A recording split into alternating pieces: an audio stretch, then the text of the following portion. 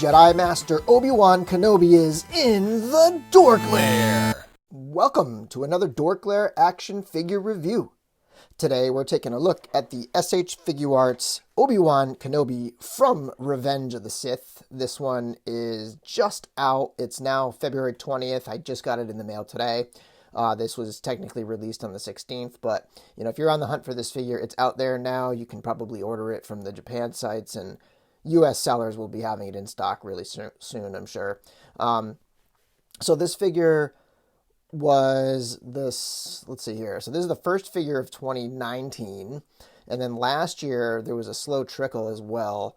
We had Leia in December, and you go back to, I think, August or September, and it was Anakin, which I've reviewed both those figures on the channel. But yeah, so the releases have really slowed down on these, and hopefully they'll pick up again. I do know that in April we should have that exclusive Count Dooku coming out, so that's another one to look forward to. But beyond that, they haven't announced anything, though they have shown quite a few figures at conventions and whatnot. This Obi-Wan, I think, looks really good. It's not a perfect likeness, but I think it looks good. It's on that typical sort of Jedi plastic robes that look a lot like fabric. I think they do an excellent job with that. It's one of the high points of the line, and I'm really excited to continue to grow my Jedi ranks. And it's nice. It's got a ton of hands. Looks good. And let's get into it. Obi-Wan Kenobi comes in your standard SH Figuarts packaging with that typical gold lettering on the front there. It's got the character picture on the side, and then it has various shots of the different poses and accessories and things in the back. And it's now coming with this sticker. I don't know if that's to like authenticate it, but typical SH Figuarts packaging. Coming in for a close-up of some of the paint and details and sculpt work on this figure. I think the head sculpt looks really nice. A nicely painted beard and hair. Lots of depth and color in there.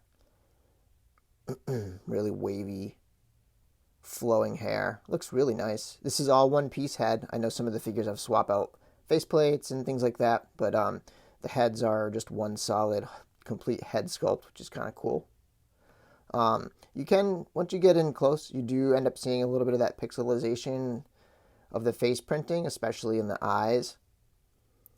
And I do have a dot in the center of Obi-Wan's forehead, which is weird because maybe that's screen accurate. I don't know, because my other one's got the dot too. I don't really know what's going on there, but both heads have a dot in the middle. We'll get to the other head when we do the accessories. There is a slight, I don't know if you're going to catch it on the camera, but there is a slight discrepancy between the color of the flesh on the face and the color of the flesh on the neck, but not too bad. I barely notice it, especially when, his chin is casting shadows on his neck. It's not really noticeable. I think it's because the face is painted and the neck is just cast in that plastic color. But my eyes are nice and straight. I know my Anakin had a little issue, but I think his pupils are on there straight and centered. And head's looking really good. I don't know that the likeness is perfect. But it's there. I think maybe it feels a little thin or something. A little young, a little thin. And Anakin had the same problem. He was a little bit thin. And then as you move down the figure, one of my favorite details of these Jedi figures are the way they get these robes looking really fabric-y, even though they're casting it in plastic or like a soft rubbery material. Looks really nice. Same kind of sculpting runs down the sleeves. And the sleeves can be a little bit tricky when you're putting the lightsaber in there because it can get caught up in the midst of the stiff sleeves. And also if you're posing it something like this, it just doesn't look natural. So you got to try to find ways to make that hang down physically. And getting into the belt, really nicely sculpted and painted details with lots of different textures and colors. You have a metallic silver canisters, a leather pouch right there, some more of that silver, and as you wrap around, there's some various pouches and things. And I've checked, and usually these belts they differ from character to character. They might reuse some of the same parts, but they're usually They're not usually the exact same belt and setup, even though it kind of seems like the robes are going to be the same. Some of them are often different between, say, the other Obi-Wan figures or like Mace Windu, which all have a very similar type of sculpt. They're usually different. I do love the color of the pants. I don't know how perfectly screen accurate it is, but I think it's a good color combination. It looks really nice. And then the boots really shine. Really crisp, leathery, sort of like peak prime of his years, and his uniform, and everything is nice and crisp and clean.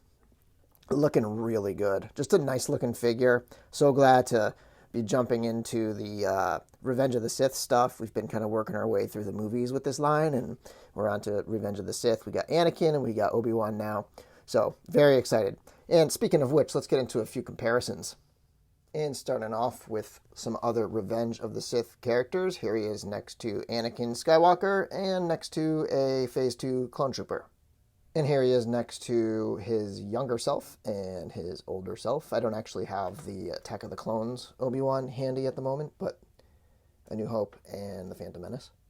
Next to SH Figuarts C-3PO and SH Figuarts R2-D2. And here he is next to Kotobukiya Yoda. This is basically just a statue type figure, but it's awesome, and I think it looks pretty good with the 6-inch scale figures. And then the Bandai model kit R2-D2. Here he is next to a Black Series Jawa and an SH Figuarts Battle Droid. And finally, here he is next to the SH Figuarts A New Hope Darth Vader. And starting off with the head for accessories, Obi-Wan comes with this scene-specific head where he's basically yelling at Anakin. He's telling him, "He was the chosen one, you were my brother." And, I think this one's pretty accurate. Like, I actually kind of think this looks more like Ewan McGregor than the other head. But it's also kind of like too shiny or something. I wish it wasn't quite as shiny. It's reflecting a lot of light. It's got the open mouth, nicely detailed. The eyes are centered just like the other one. But it does have that dot. Again, I don't know if he has that dot in the movie. I can't really think about it.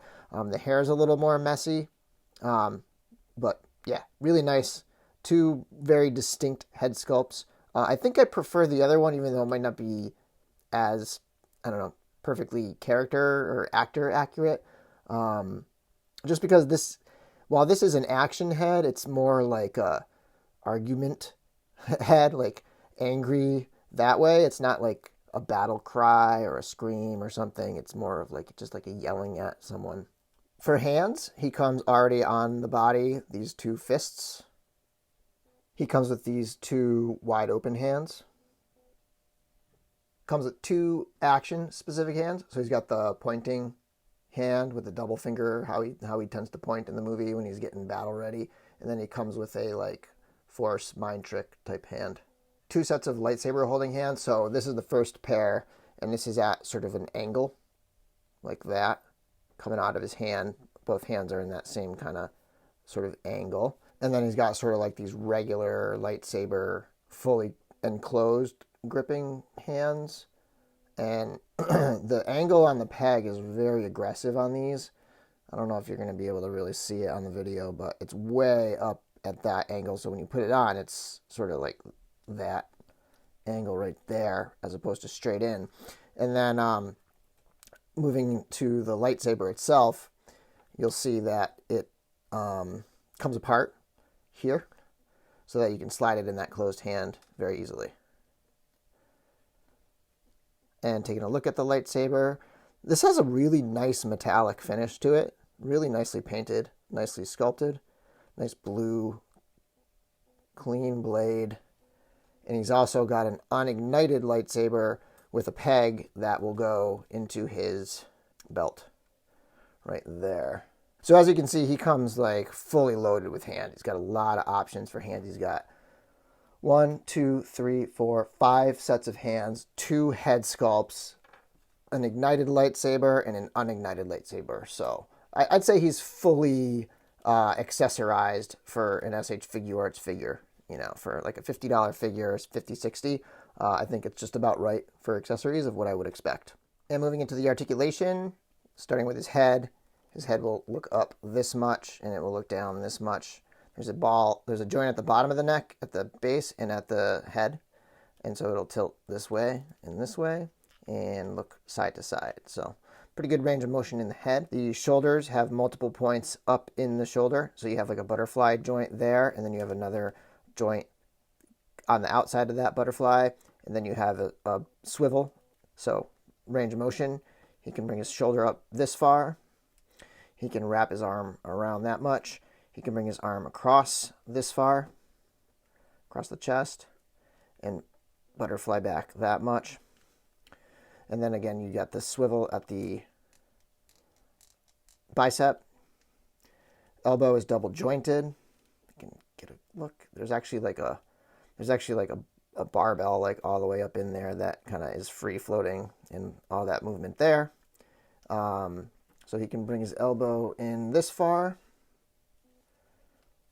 and his wrist is on a ball and hinge. So lots of movement there as well. The chest, the upper chest, does not have any sort of articulation, but there's lots of good motion in the waist down here. This can crunch forward this far and can come back this far.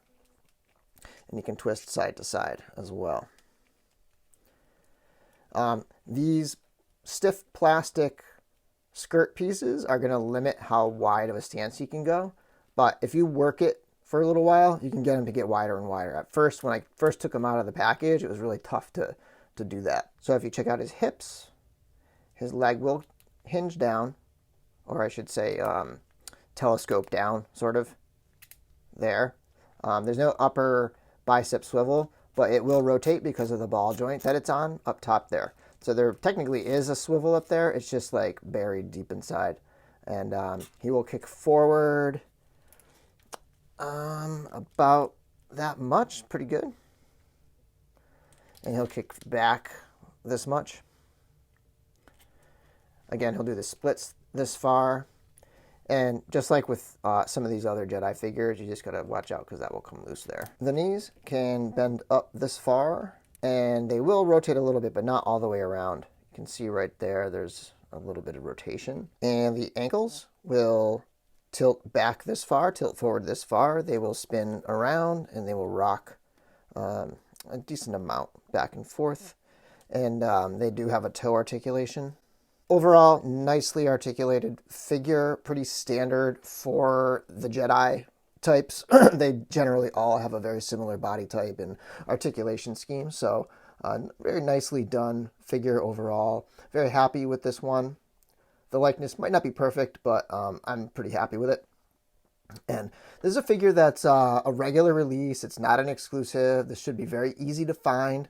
If you are patient, you will likely find it for much less than retail. So, people who wait can usually get these for roughly $50 shipped.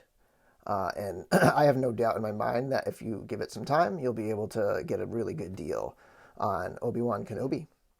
Thanks for watching. Please let me know what you think in the comments below. We'll look forward to a couple months from now. We should have that Count Dooku coming. That's one I would not really sleep on because that one is an exclusive, unlike Obi-Wan. This figure, I'm pretty sure you'll be able to find for $50 shipped, maybe even less. If you're really patient, you'll find a really good deal on this non-exclusive regular release. But that Dooku, if you have a chance to get that, I would maybe pre-order it or pick it up because that one's going to be coming soon and it might be hard to find. But we'll review that when the time comes. Be sure to check out the DorkLair Collecting Podcast. At some point, I'm not exactly sure when, probably when Chris comes back from his work trip, we'll review this on the podcast. So that might be in a couple weeks from now, but we'll get to it. And until next time, may the Force be with you.